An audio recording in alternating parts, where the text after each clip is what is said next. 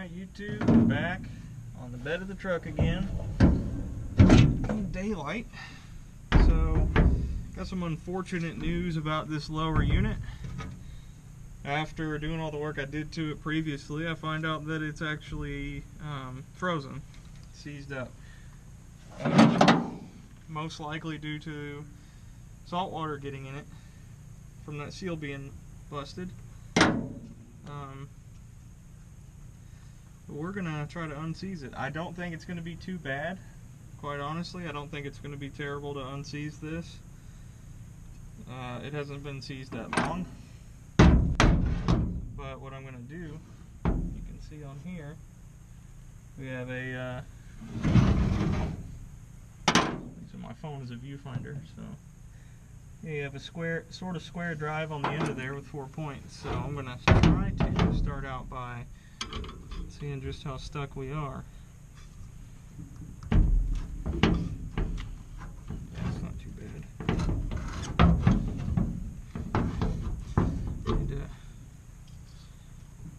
probably pour a little bit of transmission fluid in here. Let's see, the engine turns clockwise, so we want to keep it going that way.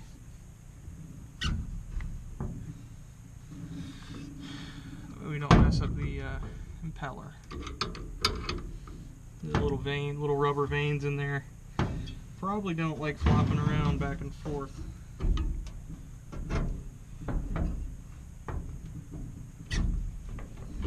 Yeah, that'll work. I'm gonna pour some ATF in here. There it is. Pour some ATF down in here to get that moving around. That way we're not wasting the lower unit fluid.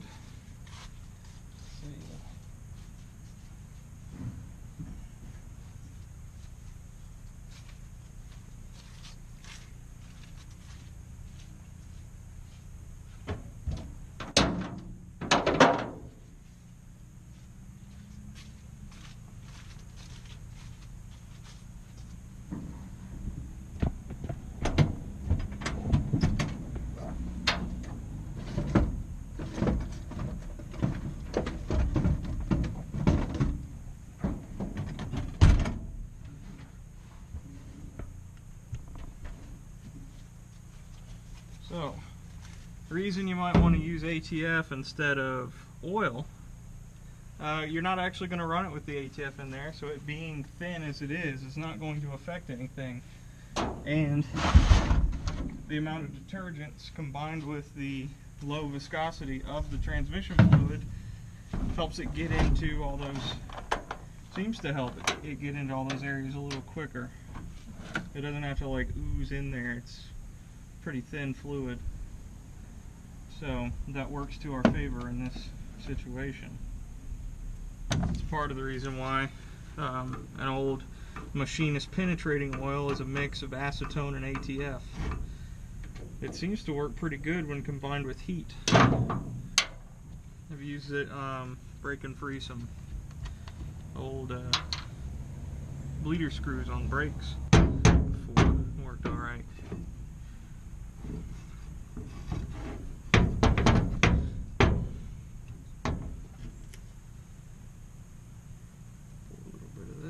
Of course, it's blowing bubbles and getting ATF everywhere.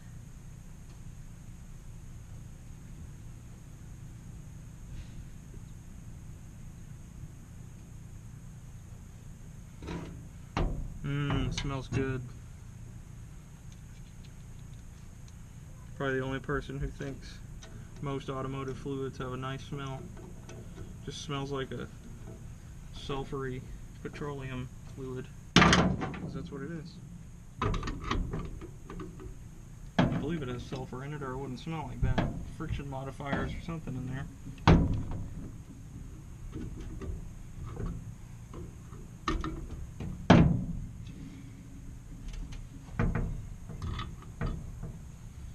The reason we're doing this instead of, just letting the engine run is it's probably pretty difficult to spin the engine over with a pull rope with the lower unit stuck, since it's always engaged. I would imagine so. Never had to do that.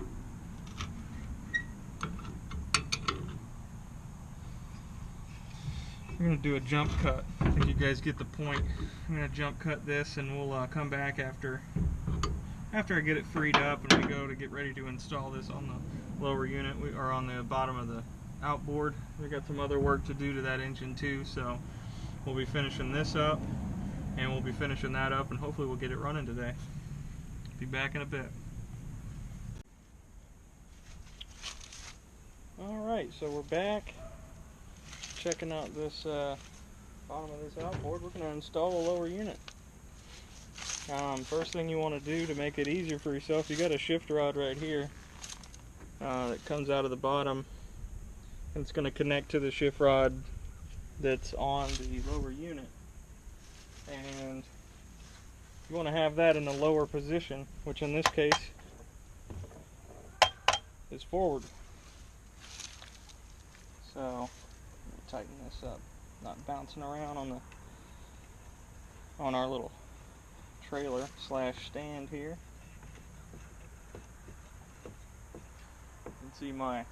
You can see the other engine that needs some loving off to the left there. That's a 67 Evinrude 9.5. It's actually a good little motor. I got that one. That one was actually junk when I got it, but it works. Let's see. Got to make sure you're sealing the exhaust housing, drive shaft housing, and all that from each other, so you don't get any exhaust leaks up into your power head area, because that'll make it run bad. So you see, we got, you might not be able to see. So you can see this piece sticking up right here is actually the connector for the shift rods. I have this one in reverse, so it's sticking up as far as it'll go. Makes everything a little bit easier. It's about the only way you're going to put it back together. I don't know of any other way to do that. Line up the water tube. There's transmission fluid all over this thing, so it's a little slippery.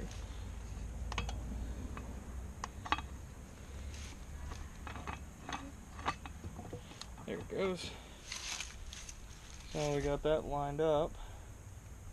I need a paper towel to get all this transmission fluid off my hands. That is not fun.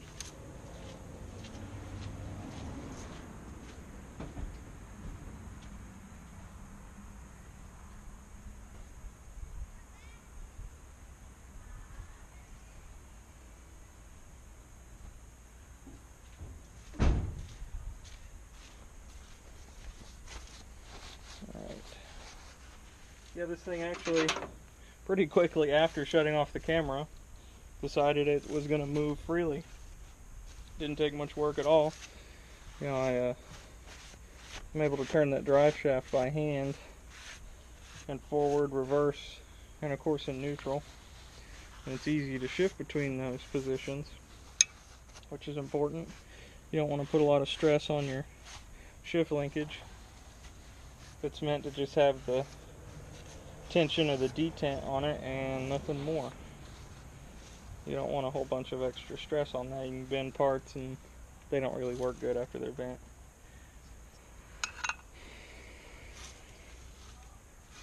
Let's try to get this lined up. So how this works is there's actually I'm going to try to show you. There's actually a smaller section in that shift rod, and a bolt actually holds that. It's kind of a fail-safe, if you will, because this bolt will actually go through that, and if it decides it wants to come loose from that brass connector, it'll still be there to hold it. It might have more play in it, but you'll still be able to shift in and out of the gears.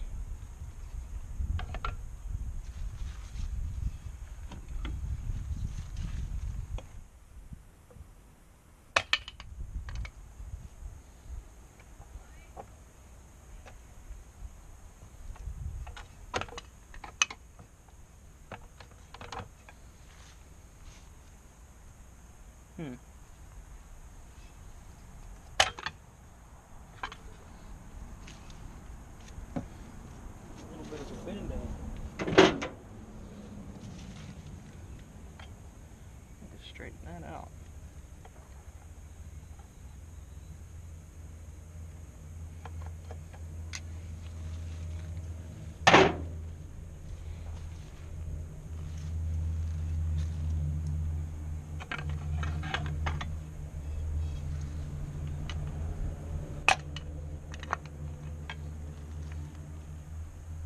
Let's see if I can adjust that. I'm still new to this. Let's see if I can adjust that viewing angle so you guys can actually see what I'm doing.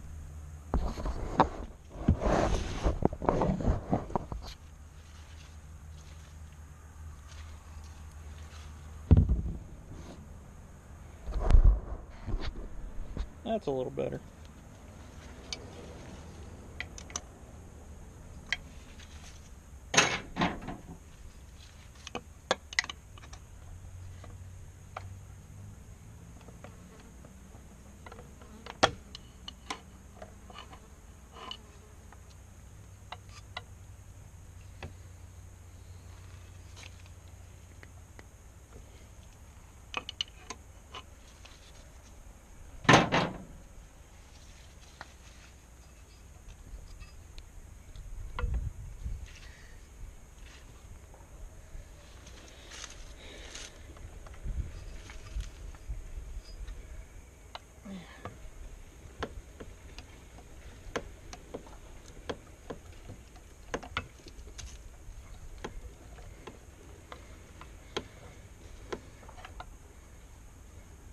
Something's refusing to line up here. Huh. It's interesting.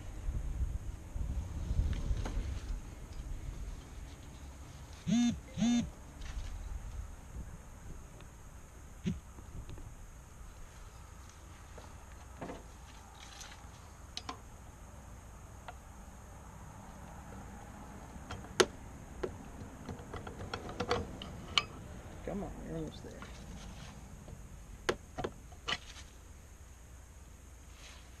Alright, so we got it in there. Let's try to get that. Just need that little crimp down area to line up. And we'll be able to put the screw through, and then the hard part's over at that point. Sometimes these things don't want to go together very easily, and this one appears to have a little bit of a bend to it, so that's not helping me.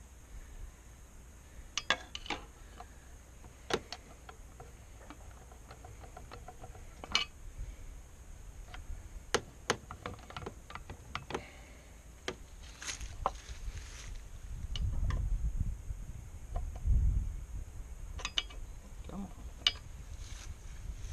on. Resist the urge to tap.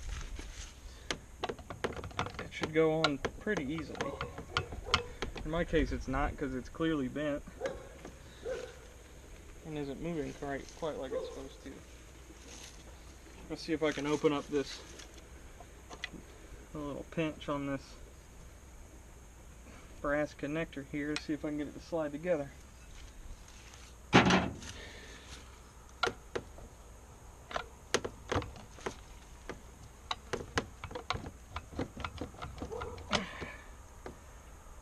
This should slide right into place. If they were both completely straight, there would be no problem. See if I can get a close-up shot of that.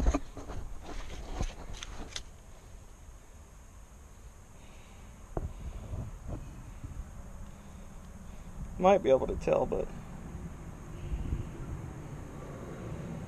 it's not focusing real good. But basically just the tip of that shift rod is sticking through, but it's not actually all the way through where I can put the bolt in. So seems like it wants to work better when it's not under pressure. So I'm going to go ahead and do another jump cut. I'm just going to bolt this thing up under here, and we'll get to the power head work that needs to be done. Come back with that. Told you it would line up right when I get off the camera. So now we got the link hooked up there. This one doesn't like close-up shots. So we got that hooked up. Now we're gonna line the drive shaft back up. bolt this thing together and go up top. What do we got? Something's hanging it up.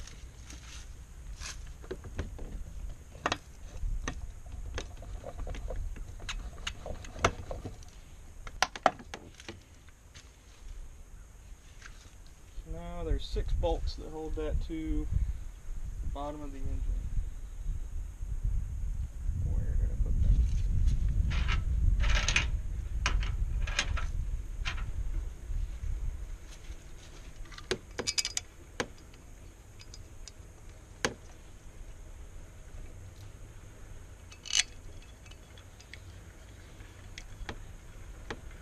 It's a lot of fun to me to keep this old stuff going. This thing's 37 years old. It's from 81, about to be 38 years old. It's pretty interesting to, you know, sometimes it's a struggle to keep them going, but most of the time it's not too bad. This old stuff's pretty tough. And the good news about these is they made them by the millions, so lots of parts availability. Like I was saying in the other video with this lower unit, if I really messed it up, couldn't fix it, you can go on eBay and get a good used one for fairly inexpensive. Whole thing probably under $100. Might get one that might could gamble on one that needs a little bit of work for under $50. I think I've seen some on there in the 40s, so not too bad. Same thing with the other Evinrude next to it. Even the original manufacturer still makes a lot of the parts that you wouldn't expect to see available anymore. I really like getting products from companies that still support them 50 years after they stop making them.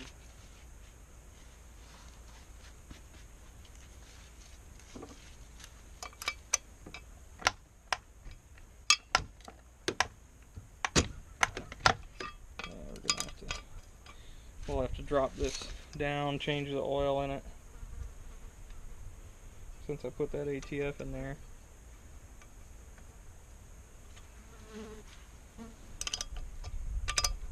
Should shift a little better once it's running. They usually do, because the shift dogs have to have rotation to engage.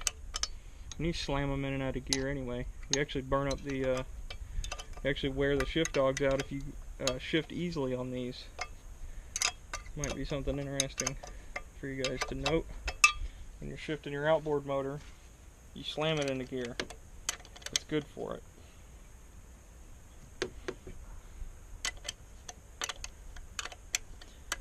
Just give it just a swift pop into gear. You don't ease it into gear. It's really bad for the lower unit, for the gears and the shift dogs. It'll round them over and then they won't engage anymore. It can pop out of gear easily that way.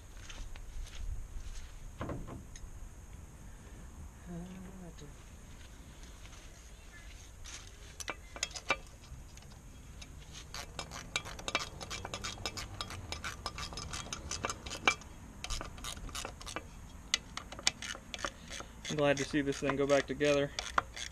It's been apart for a little while.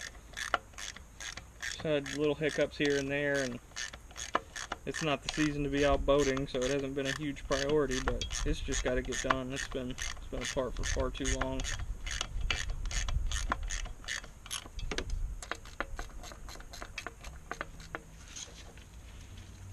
Got brake fluid all in my ratchet. Loosening up leader screws. Did brakes on a vehicle. Did a whole brake line kit on a vehicle a few days ago, and actually that was 2 days ago. With brake fluid all in my ratchet.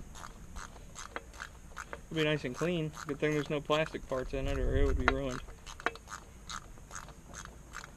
Or anything painted, it would also be ruined.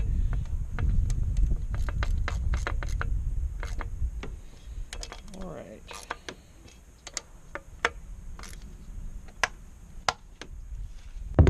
See if this thing shifts if I spin it.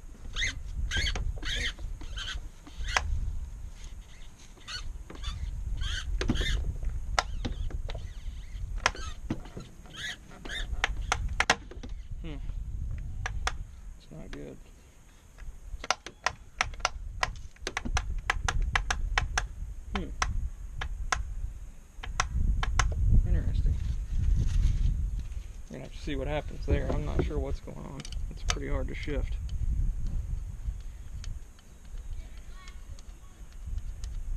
I have to see if I can, if it gets better with oil in it. Hoping so. I don't want to have to drop this lower unit again. Like I said, it sat up for a little bit, kind of got stuck, so.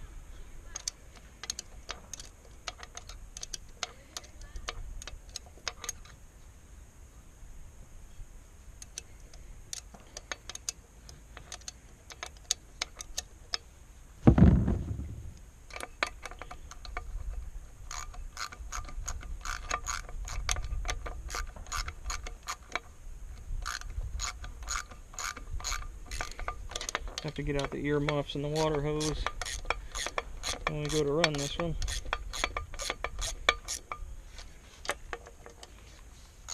On this one I get to use the muffs. I don't have to fill up a trash can. The other one you do have to fill up a trash can. It's got several water inlets and you can't use ear muffs on it.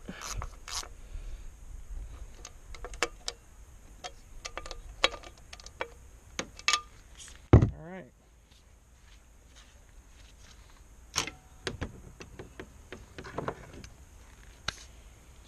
Let's see how it's feeling down that.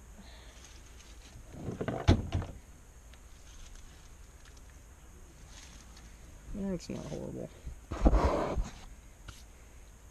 Alright, so I'm going to take these coils and that cylinder head back off. I got to put a head gasket on it and a water jacket cover gasket. I actually didn't need a head gasket on this one. I think the water jacket cover had been removed prior to this, so I wanted to change that gasket, but went ahead and pulled the head off anyway, just to make sure we didn't have any, just to see condition of the engine. There was almost zero carbon in there. This engine actually runs pretty clean, apparently. Oh, Yellow Jacket decided to join me. Isn't that nice? Let's figure out the best way to kill that.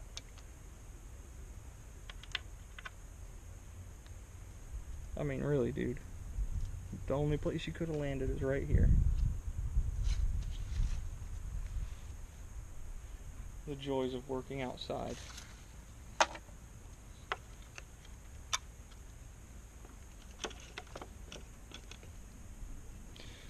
Alright.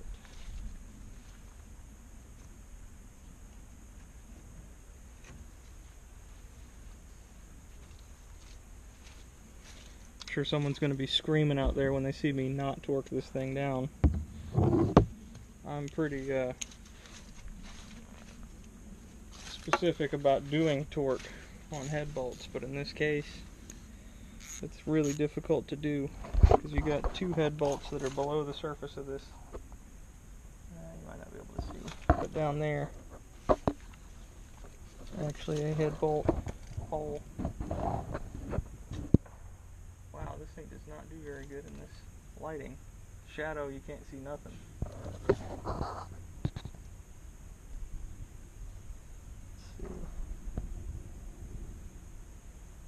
Wow. So there's a couple of head bolt holes that are actually below the surface of this piece here, and you're not getting a tool in there. You can barely get the open end of a wrench in there. I think this engine was designed for you to tear the power head off of it to change the head gasket, but that is such a headache to get off of these.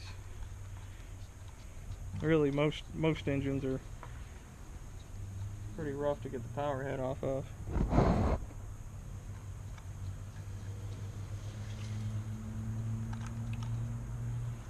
I'm gonna come back when we got this head off of here, because I think I'm probably gonna run into a little bit of trouble. Well, maybe not. Oh, I didn't put the bottom two in there. Pulled the head gasket off, ordered the gasket, and then put it back on halfway. So this will be off here in just a second. No need for jump cut.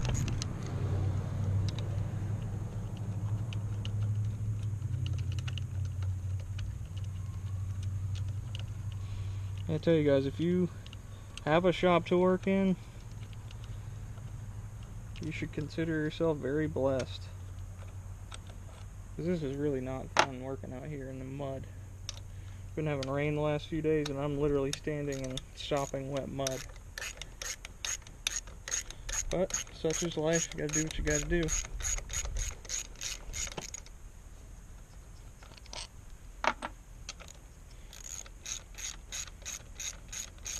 I'll have a shop before too long. I'll be able to work in with adequate lighting. Make taking these videos a lot nicer.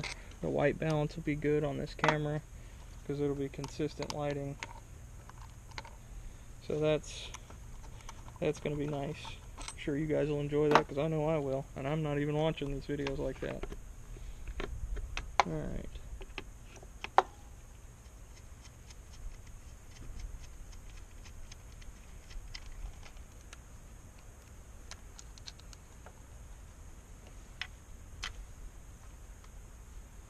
Make sure we get these washers stacked up the way they came off. I don't know why there's a stack of washers. That doesn't look factory to me, but it is what it is. Alright. Lovely unexpected jump cut courtesy of Dead Battery. Make sure you charge your camera if you're going to do a YouTube video. Or at least keep it plugged in. It's right next to the charger, didn't plug it in. Anyway, so I got that spring back in there. Got these snugged down. And I'm going to go ahead and, I got the head gasket here. Go ahead and change it up, go back over there and start putting this head on there. Really, that's all I have to do. Put the head on there, put the coils on, and this thing should be ready to fire up. So I'm pretty happy about that. So I will see what I can do because that battery's dead. It's not going to work. Alright, another jump cut, I guess. Gotta go get all my, gotta go get an extension cord or something. Alright, so, accidental surprise jump cut courtesy of Dead Camera Battery. You know, if you're taking videos, you should probably charge your camera first, or at least leave it plugged in like it is now. So, we're back at the motor. I've got the water jacket cover tightened down. It's snugged. I'm probably going to have to move around those spark plug wire routing clips. But we're ready to put this head on here. Got the new head gasket here. Got the mating surfaces all cleaned up, free of oil and grease. Pretty important. You want those. You want the gasket to stick to the surface.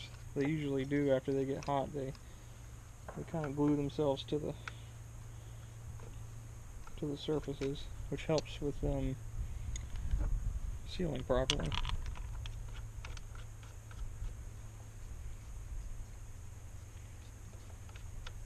Now you're going to get to see how stressful it is to put these bottom two bolts in there. Maybe. There's not even enough room for you to take these bolts out and put them back in with the head in the compartment here. So I actually have to put the bolts through and then put the head on.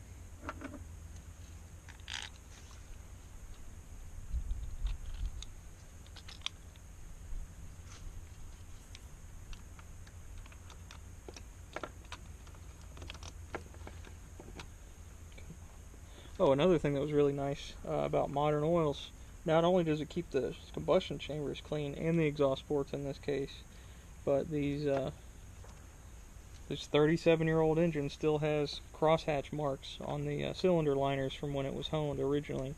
So this engine's still in pretty good shape. There's no scoring in the bores at all. And it's very possible that the last time this was out it overheated due to what was going on with the water pump. It's pretty likely that's what happened. Right, so we get these started.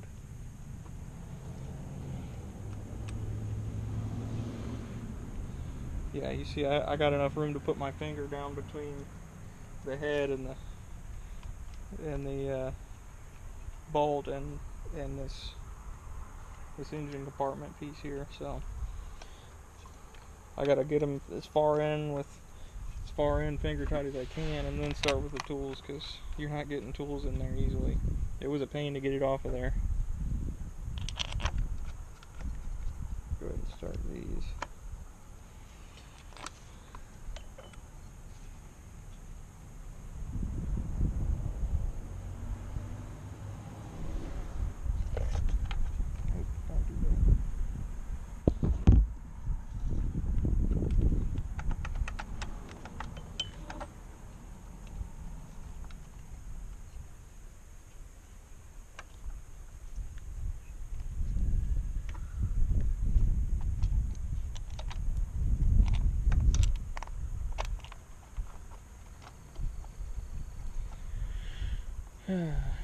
Sun's gonna go down in about an hour, probably be to the point where we don't have enough light to video anymore. And it's only 2 something. You know, the sun, basically have sunset right at 5 here, which makes things a little tricky sometimes.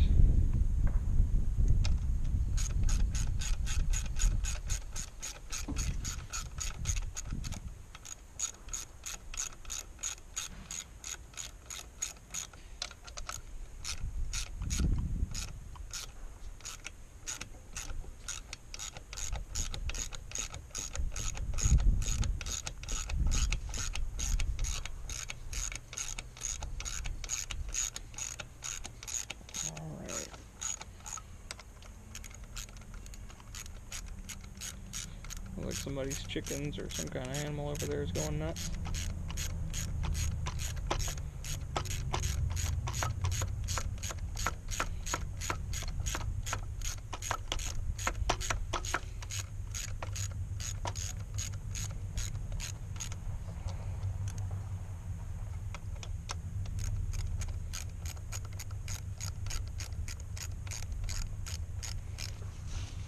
Alright.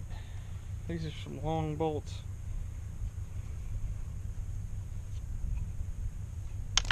Yeah, see, I can't even get a 1/4 inch ratchet in there. It won't fit. So gotta use the open end of a 1/2 inch wrench, which is not fun.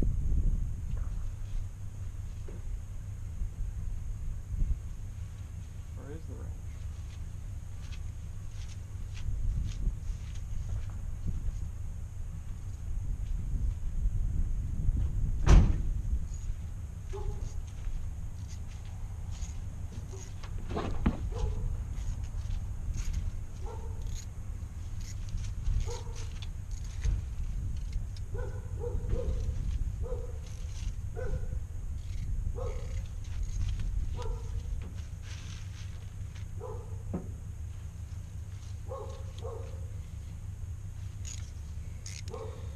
Alright, I have seemingly misplaced the 1/2 inch wrench I had.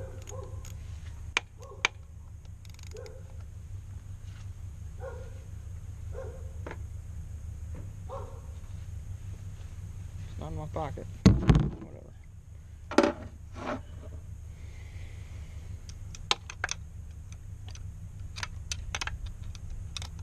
Maybe use a 13 instead. It's close. Oh, I knew I had it. It fell off. Lost it in the grass because I'm working outside. Okay, you don't even have enough room to use a ratchet wrench in here. You have to go at an angle with an open-ended wrench. I think I might be able to get a socket on it once it's all the way down. When it's all the way threaded in, I think I can get a socket on it.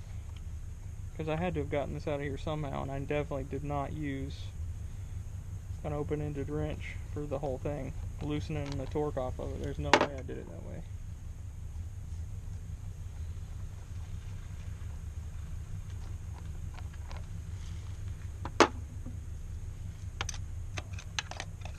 We'll get everything we can out of the way here.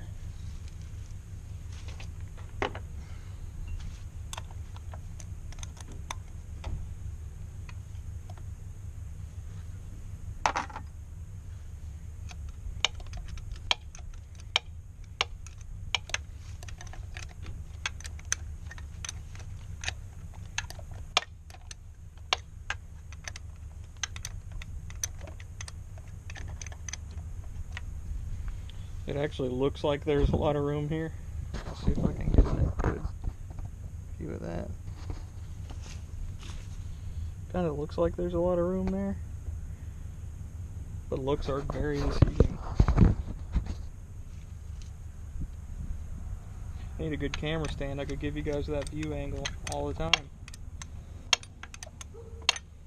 You guys know of a good stand for a GoPro that would be articulating, so I can, you know, set it in my armpit or whatever so you can see down in there.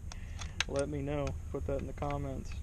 I'm looking for some equipment like that. I don't know if a tripod would work that way, but I need some kind of overhead hanging camera mount so I can come in over top of it and look down, give you the bird's eye.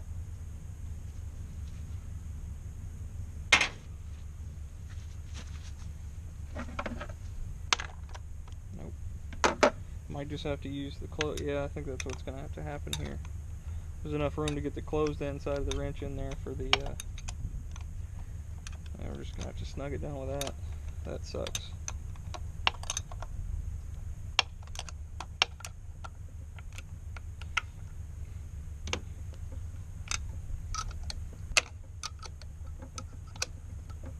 I think the intention was to remove this power head from the engine compartment to do a head gasket on these. I think that's what they intended. It can be done without it though, but it's not the easiest thing in the world.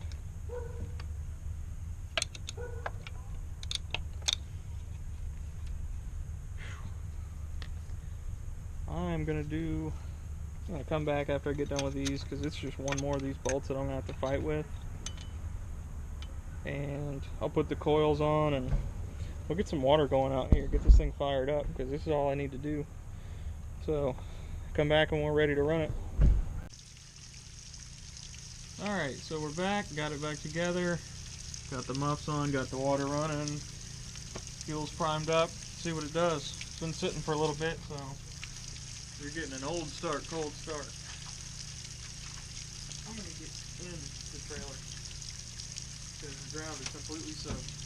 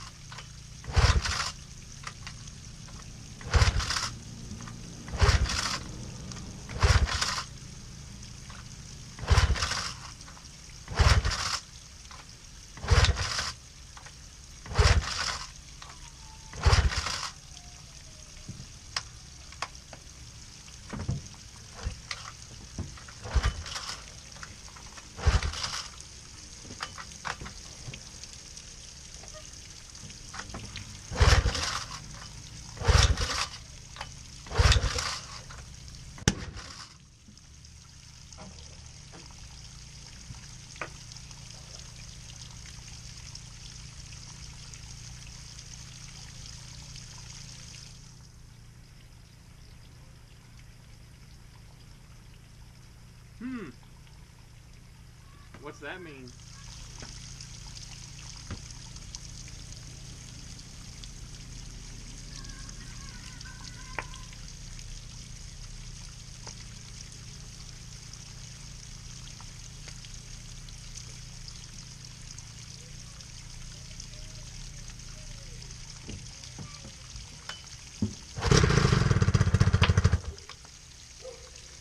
Coils across.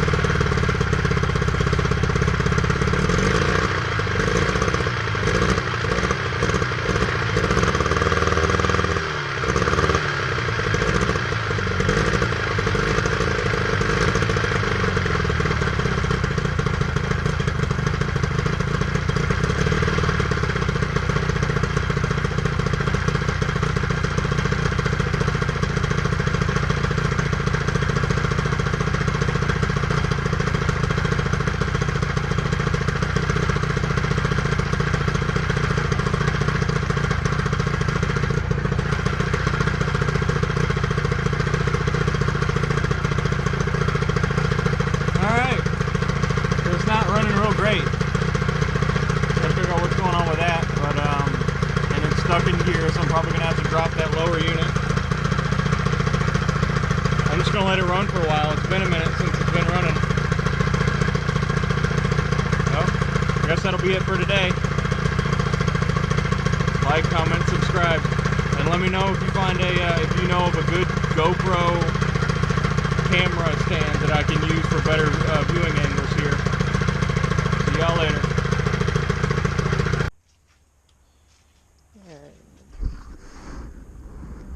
Decided to come back.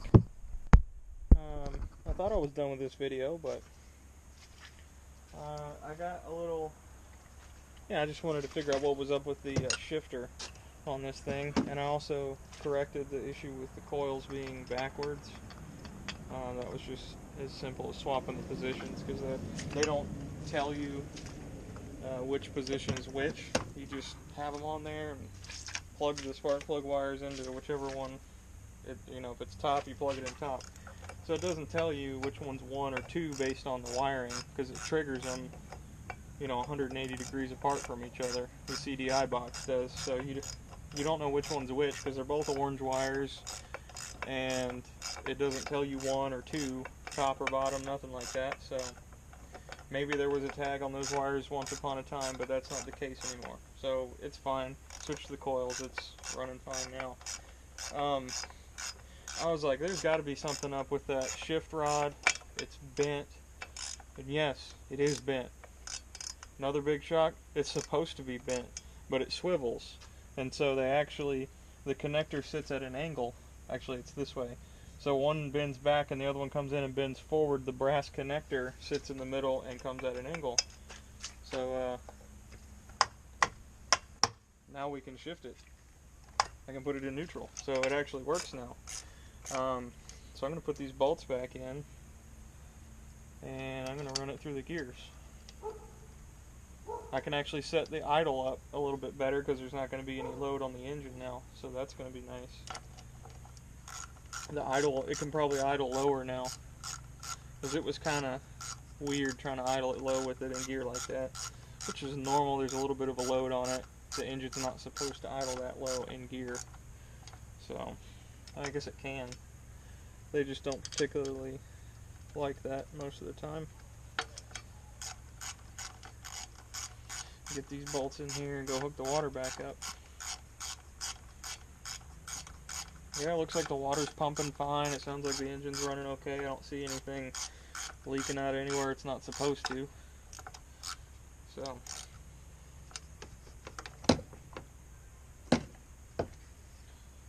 this other Evinrude over here,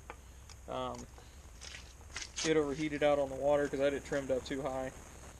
I have a lot of experience fixing engines, but I actually don't have as much experience using them. That sounds kind of weird, but boat motors, I work on them. I don't use them that much. I mean, we use this one when we go out on the water, but till recently I didn't live close to the water, couldn't even use it, so I always ran it in a test tank. So I never got a good feel for tilt and trim and all that stuff. So that's all new to me. I can fix it, can't use it. Doesn't make any sense, right?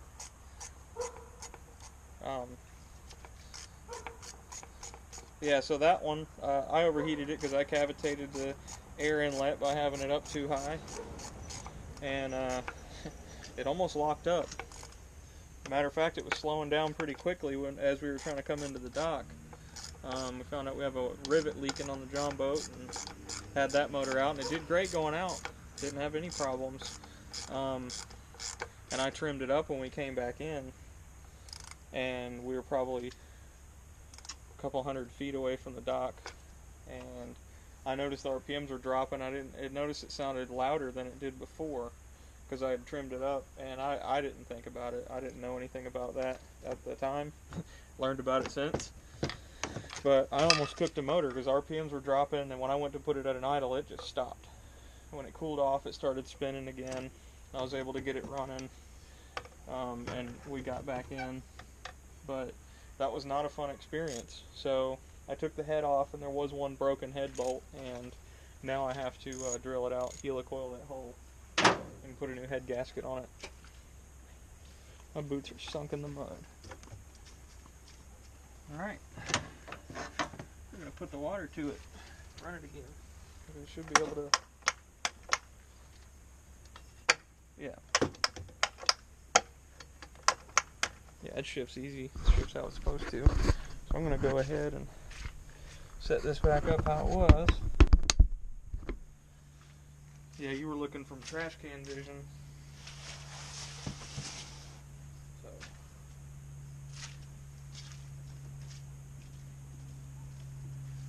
Look at the water.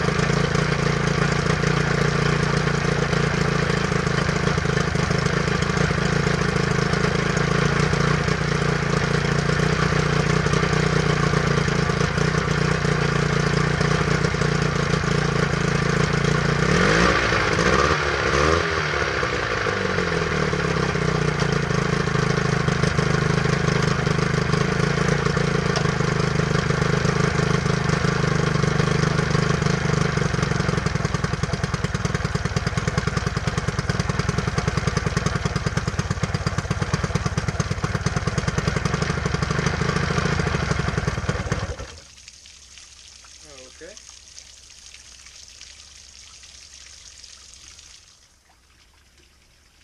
Lost fuel.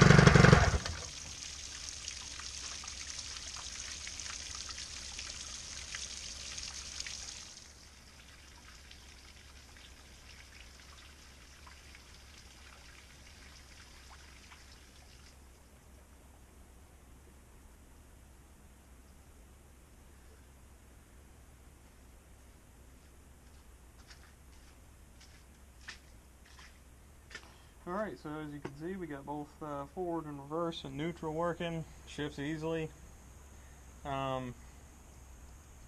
I'm going to need to tune the carburetor when it's in the water with the through prop exhaust like that, especially, or really any outboard, especially two strokes. But they need exhaust back pressure.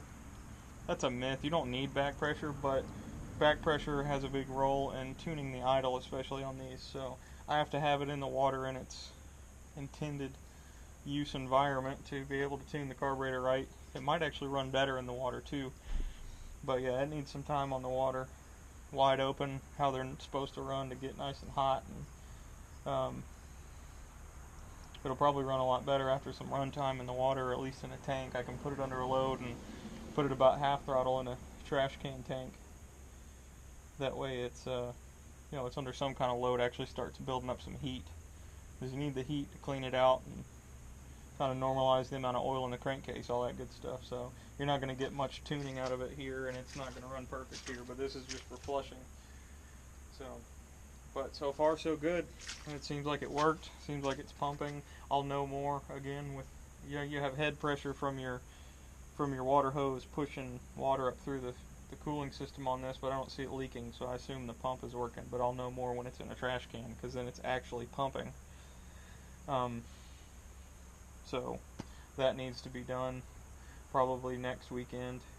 I'll drag it out and put it in a trash can and do it that way. That way we can get a good feel for it, because it heats up the water in the can too, so you can see if you get a better feel for if the thermostat's opening up, because it stays cold when you have water hose running through it like that. So that's as good as we're going to get today, and so far so good. Seems pretty successful. So see you next time. Like, comment, subscribe.